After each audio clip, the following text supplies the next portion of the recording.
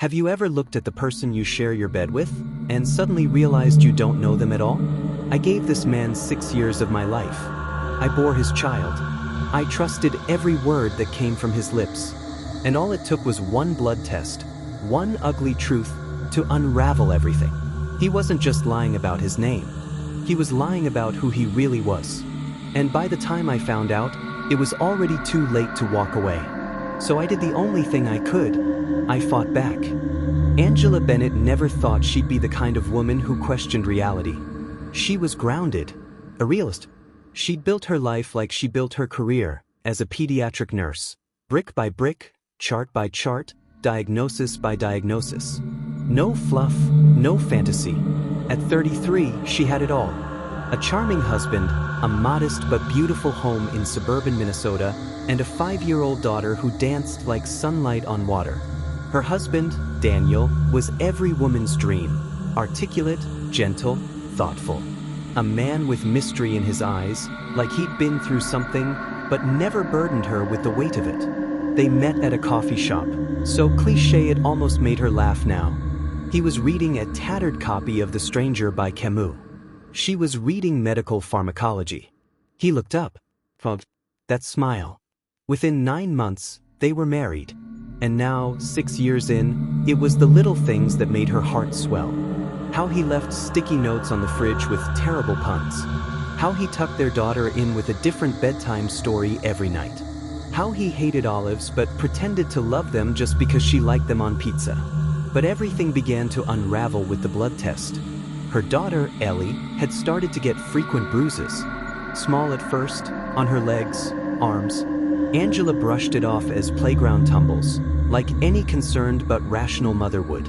But then came the nosebleeds, the fevers that spiked at night, the pale lips. The real fear kicked in when Ellie fainted at preschool. Angela's body had never moved faster. She sprinted from the hospital she worked at to the pediatric wing with her heart pounding in her ears like tribal drums. After rounds of tests, the doctor came into the hospital room one afternoon, his face grim. We're seeing markers for a potential bone marrow condition, possibly leukemia. We'll need a family donor match if a transplant is necessary. Her breath stopped. Take my blood. My husband's too. The tests came back in 48 hours. Angela was a partial match. Not ideal, but usable in emergencies. But Daniel? He was nothing. No match. No partial. Not even remotely genetically connected. How is that possible? She asked the doctor, voice trembling. That's her father. The doctor hesitated. Angela, I'm not sure how to tell you this, but the DNA shows absolutely no biological relation. Angela's world became an earthquake. She stared at Daniel in their car afterward, her fingers gripping the steering wheel so hard her knuckles turned white. You have to explain this, she said, her voice razor thin. How can you not be her father? Daniel blinked. Maybe the test is wrong. Maybe there was a mix-up. Stop. You're lying. He was silent. Who are you? She whispered. And for the first time in 6 years, she saw it. Something flash across his eyes. Not confusion. Not sadness. The kind of fear that hides truths with bodies attached. That night, while he slept, Angela did what every betrayed woman with a mind for detail does. She started digging. She pulled out their old marriage documents. Looked up the hospital where he claimed to have been born. There were no records. The university he said he graduated from, no enrollment. His social security number belonged to someone born in 1964, not 1985. Who the hell was he? And why did he choose her? A week later, she got an email from a woman named Rita Monroe. Subject line: if you're married to Daniel Harper, you're not alone. Angela froze. She clicked it. Angela, I don't know if you're the same woman I saw in the Christmas photo on his desk years ago. But if you are, please, be careful. I was married to him too. His name back then was David Monroe. We lived in Chicago for 3 years before he disappeared. I found out he was using a fake name when I got pregnant. He told me to get rid of the baby. I refused. Then one night, he vanished. Took our savings. Left no trace. The cops said there wasn't enough evidence to pursue him. but I kept digging. I've tracked him under 4 different names in 4 different states. You need to know something. He isn't who you think he is. And if you dig too deep, you might disappear too. Rita. Angela's hands trembled as she closed her laptop. Her daughter's life. Her life. Everything they built, it was built on lies. The man sleeping beside her was a shapeshifter. A ghost in human skin. She looked at him that night, peacefully asleep, lips parted, hand resting near her pillow. And she made a decision. I will not be victim number 5. I will not let my daughter grow up without answers. I will find out who you are, Daniel. Or whatever your real name is. And when I do, you will pay. Angela doesn't call the police. She calls her estranged brother, a cybercrime analyst. Together, they start digging into Daniel's identity. What they uncover next: ties to a cold case, a missing girl, and a double life more sinister than Angela could have ever imagined.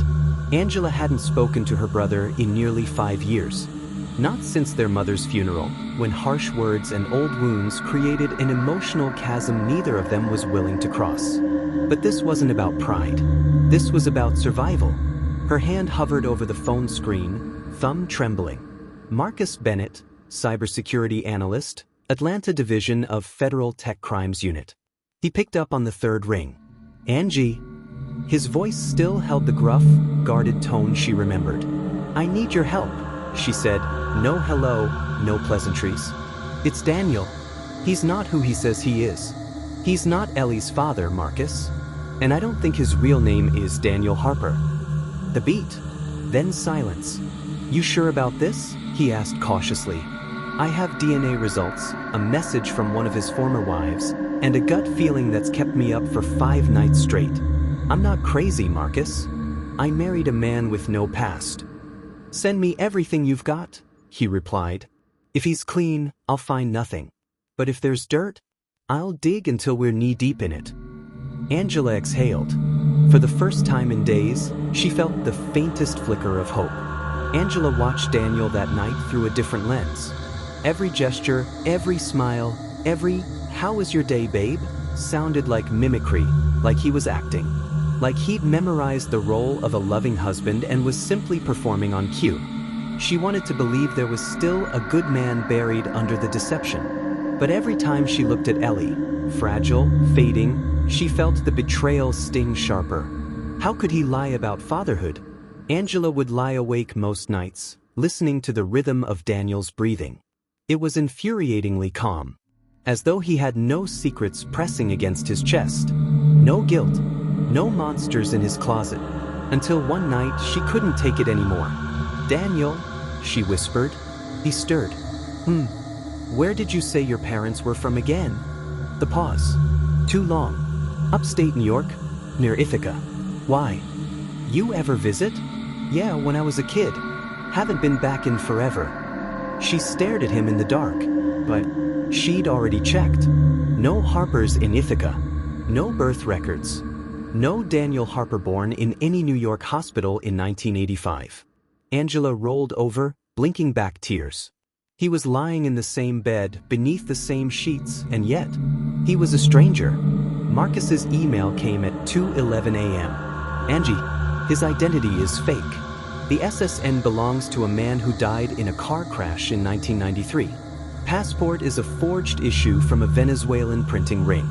The driver's license is clean, but it's linked to a fake address registered under another alias, Jason Carter. That name shows up in a domestic violence charge filed in Nevada 8 years ago. The victim withdrew her statement and vanished 4 days later. But that's not the worst of it. There's an active warrant in Texas under another alias, Ethan Stone. Ethan Stone is wanted for questioning in the 2015 disappearance of a woman named Sophie Delgado. His photo matches Daniel's current face. You need to get out of that house. Now. Angela's fingers went numb. She stared at the screen, trying to steady her breath. The world spun sideways. She wasn't married to a liar. She was married to a predator. Angela didn't pack a suitcase.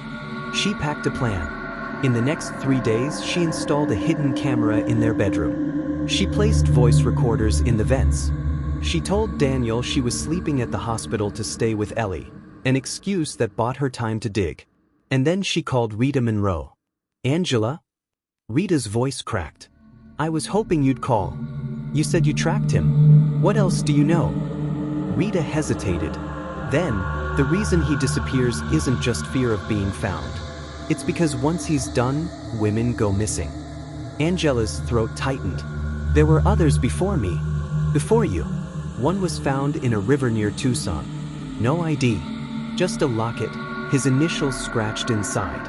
Another was a Jane Doe in Michigan. Burnt, but same facial reconstruction. Same man. Angela's heart beat like war drums. He charms. He deceives. And then he erases you, Rita whispered. I got lucky. I caught him forging papers and ran. But if you're still in that house, you're not safe. Angela hung up. She had enough now. Enough for the cops. Enough to disappear herself. Enough to set a trap. But she didn't want to run. She wanted answers. Angela invites Daniel on a weekend getaway to a cabin in the woods, a place with no neighbors, no distractions. Just them. She plans to confront him, record the conversation, get the truth. But what she doesn't know is, Daniel already knows she's been digging, and he's got a plan of his own. Angela didn't pick the cabin randomly. It belonged to her late aunt, nestled in a quiet pine forest near Duluth, completely off-grid. No neighbors, no cell towers, no internet, just trees, silence, and shadows. Perfect for confronting a man built from lies. She told Daniel it was a mental escape. We need a break, she said sweetly, brushing his cheek with the same hand that shook in secret. Ellie's illness, the hospital visits, it's too much. Let's just go. Just us. Daniel smiled, that same crooked grin that once felt like home. And they drove out together. 6 years of marriage packed into a car trunk with snacks, sweaters, and sleeping bags. Angela sat beside him, her heart pounding against her ribs with every mile. She wore a recorder around her neck, disguised as a pendant. Her brother Marcus was on standby. She texted a single word before losing reception. Going dark. Angela was ready to hunt her husband's truth. What she didn't know was that he already suspected her. The first night in the cabin was quiet. Too quiet. Angela couldn't sleep. She lay beneath the blankets, listening to the crackling fireplace. Daniel lay beside her, motionless, breathing steady. But something felt off. He hadn't touched her. Not once. No kiss. No lazy arm around her waist. Just cold distance, wrapped in warm words. I'm going to get firewood, he said the next morning. He was gone for 20 minutes. When he came back, he was smiling, but his eyes were watching her too closely. Angela noticed a small detail. His boots weren't muddy, but the trail outside was soaked from last night's rain. Her stomach twisted. She made coffee, stirred it slowly. Every move rehearsed, careful, poised. I want to talk about Ellie, she said, voice soft. Daniel looked up from his book. Okay. I want to know how you explain not being her biological father. He blinked. A slow, calculated pause. That's what this is about? He asked. Don't lie to me. A long silence. Then he stood. Angela's hands were shaking now. He moved toward her, not fast, not threatening. Just steady. I didn't think it would come to this, Daniel said, voice low, measured. I thought I could outrun it. Outgrow it. She backed away slightly. Outgrow what? The old names. The mistakes. The people. Who are you? She demanded, her voice breaking. His smile never reached his eyes. Why does it matter? You liked the man I became. Angela pulled the pendant recorder closer to her chest. You planned this, she whispered. You targeted me. Daniel chuckled, dark and hollow. No, Angela. I was done running when I met you. You were stability. Order. You fixed me. You used me, she snapped. You lied about who you were. You abandoned your child. He took another step. She's not mine. She's mine. And if anything happens to me, my brother knows everything. That made him freeze. Angela saw it. A flicker. A weakness. She pressed harder. He traced your aliases. He knows about Sophie Delgado, about Ethan Stone. Daniel's mask cracked. His jaw clenched. His fists curled. "You should have never dug," he whispered. "You don't know what you've stepped into." That night, Angela locked the cabin door and pushed furniture in front of it. She didn't sleep. The recorder was full. She had what she needed. Enough to expose him. Enough to get him arrested. Maybe even put away for good. But as dawn approached, she woke up to something horrifying. The cabin door was wide open. The furniture was untouched. Still stacked. Still wedged. But the door? Gaping. Angela bolted upright. "Daniel," she screamed. No answer. She searched the cabin. The woods. Nothing. No footprints. No sounds. He was gone. She ran to the trail, only to find their car gone too. Gone. She was stranded. No phone signal. No neighbors. No transportation. Nothing. Just the thick silence of a forest that didn't care if she screamed. Angela stood there, heart pounding, clutching the recorder like a lifeline. And that's when she saw it, taped to the tree near the cabin. A photograph of Ellie, asleep in her hospital bed. On the back, a note in Daniel's handwriting. "You think you're hunting me, Angela, but I've been 10 steps ahead since the moment you said, 'I do.' If you want your daughter to live, stop digging." Angela knows now, she's not just fighting for truth. She's fighting for her daughter's life. And Daniel? He's not just a fraud, he's a dangerous mastermind with connections, patterns, and leverage. She must get back, expose him, or lose everything. Angela didn't cry. She couldn't afford to. She stood in that clearing, the trees pressing in like walls, the photograph of her daughter crumpled in her fist. Daniel was gone. The car was gone. The woods felt like a breathing beast, watching, listening, waiting. But Angela wasn't the same woman anymore.